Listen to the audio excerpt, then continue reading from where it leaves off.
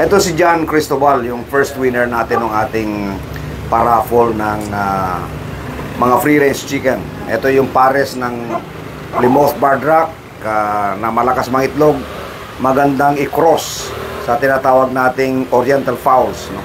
To produce upgraded free-range chicken. John, taga saan ka? Taga Alibayon Magpet, sir. Okay. Etong dalawang manok na ito, hindi marami to, pero paano paramihin to? Meron akong shamu doon, sir.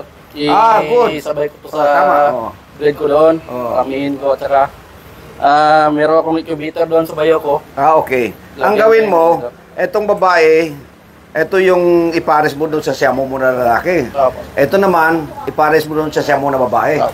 Para yung anak nila, pwede mong pagbangkain. Okay? So, congratulations.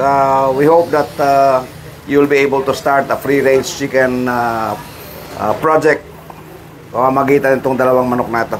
Congratulations, Thank you, sir. Maraming salamat, sir.